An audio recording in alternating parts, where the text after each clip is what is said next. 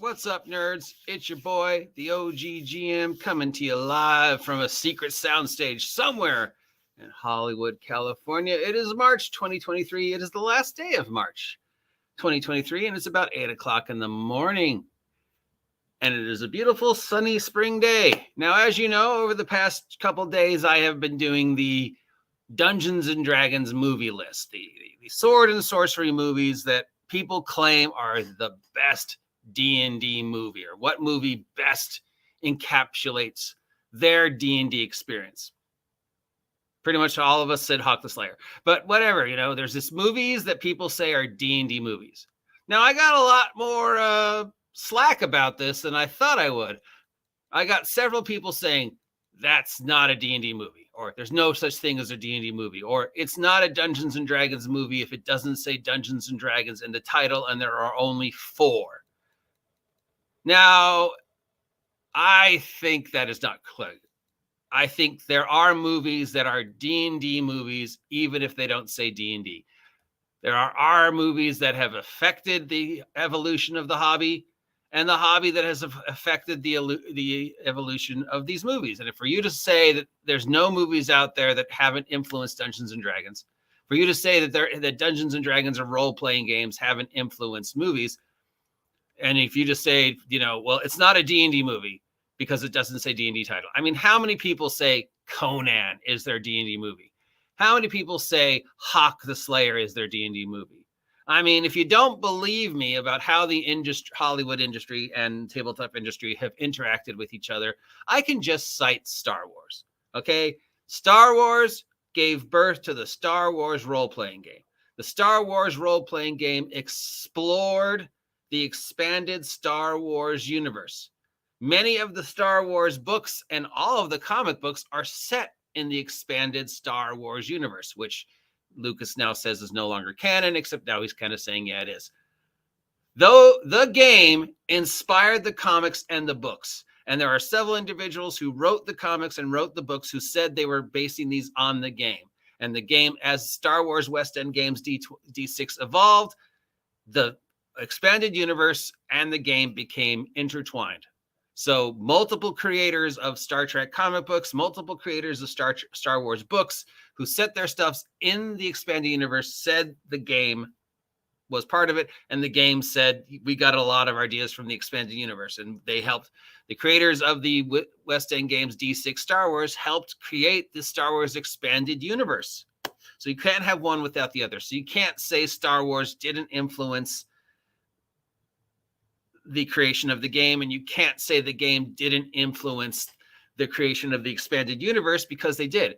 And I have worked in the industry 16 years.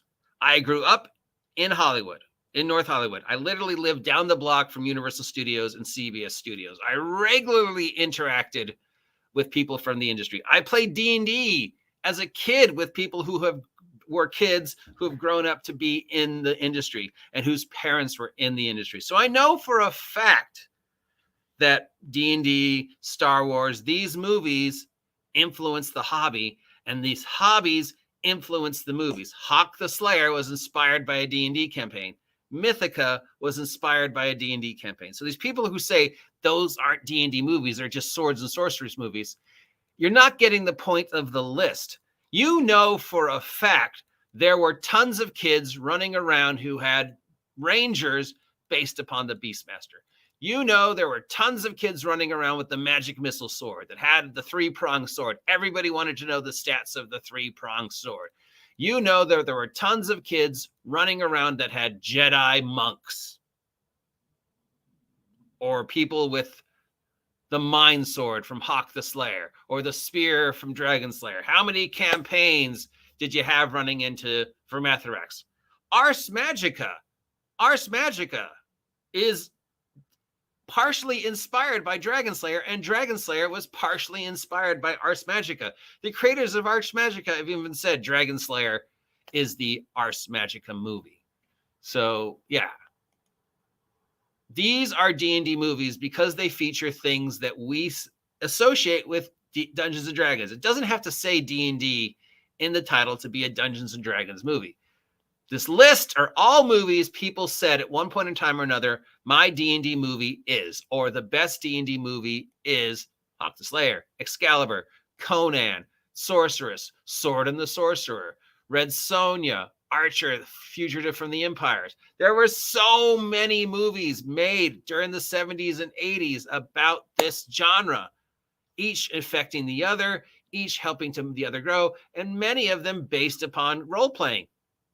Roger Corman has said, yes, some of my stuff was based upon my awareness of D&D, and I was definitely trying to, milk that fantasy audience of the 80s who were, so into that whole thing. The Thunder the Barbarian, the He-Man, the Conan. I mean, it was just an epic age of cheesy adventure movies.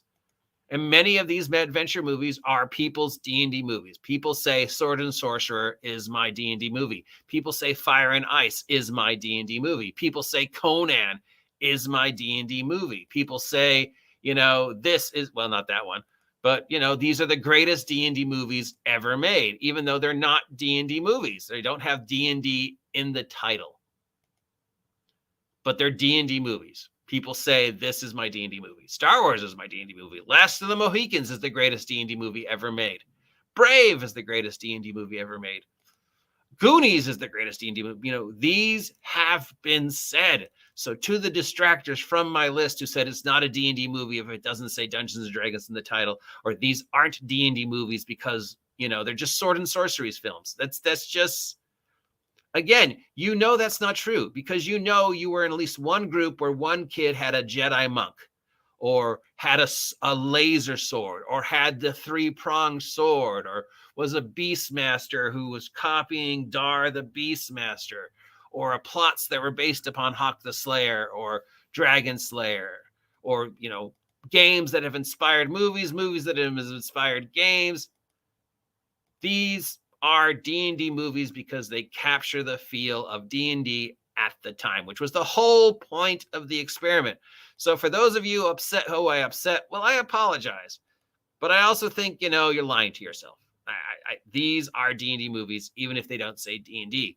And, for you to say, oh, there's not a D&D movie. Yeah, it's like, yeah, it is. I don't know why you're angry about this, but apparently I upset people about this because they have, I don't know.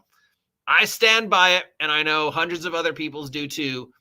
These are Dungeons and Dragons movies. Dungeons and Dragons movies exist even if they don't say Dungeons and Dragons in the title. These are games that inspired the movies that inspired the games. I mean, the whole Wretchedverse, Sylvia and Miguel are all inspired by Twin Peaks and the Galileo movies and movies. So, I mean, games inspire movies inspire games. People who played the games went on to make movies. People who are in these movies went on to play games. You can't have the expanded Star Wars universe without Star Wars, the role-playing game. And you can't have Honor Amongst Thieves without everything that came before it. You can't have Honor Amongst Thieves without Guardians of the Galaxy. You can't have Honor Amongst Thieves without Sinbad. You can't have Honor Amongst Thieves without your Hunter from the Future. So these are my D&D movies. These are somebody's D&D movies. Somewhere out there is somebody who thinks this is their D&D movie, and that's why I said it. But yes, you're right. None of these movies have Dungeons and Dragons officially in the title. So officially, they can't be D&D. But even if you look at movies that have influenced Dungeons and Dragons in like Appendix N, you can see some of these movies. So yes, obviously these are D&D movies, and that's all I have to say about it. Now, my personal opinion, Hawk the Slayer is the greatest D&D movie ever made.